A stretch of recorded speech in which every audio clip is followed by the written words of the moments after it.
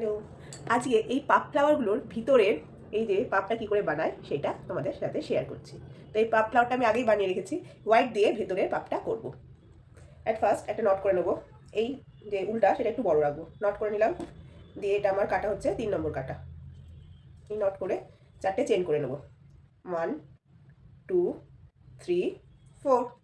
Last যে চেনটা সেটার মধ্যে এখানে একটা ঘর নিয়ে এই জাস্ট এইবার দুটো করে ঘর ছাড়বো, একবার,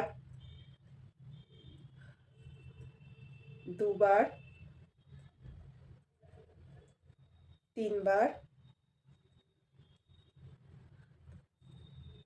চারবার, প্রত্যেকটা ধাপে দুটো করে ঘর ছাড়ছি, পাঁচবার, ছবার, সাতবার। আমি সাতবার করবো, কেউ 8বার করতে পারে, যে যতটা চাইবে। এই 8বার করলাম, এই দুটো ছাড়লাম, আবার এই যে আবার এই সুতোটাকে নিয়ে এবার পুরোটার মধ্যে দিয়ে নিয়ে চলে আসবো, নিয়ে এসে এখানে দুটো চেন করে দেবো।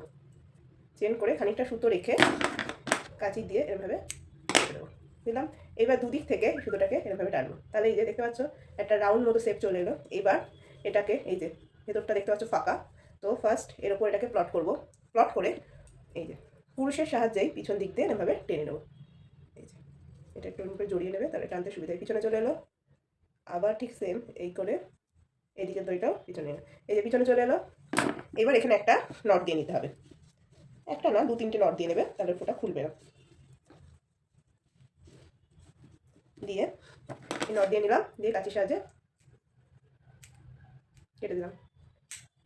রেডি আমার এই যে রেড পাপ, ভেতরেরটা হচ্ছে হোয়াইট। কেমন লাগছে জানিও। টাটা।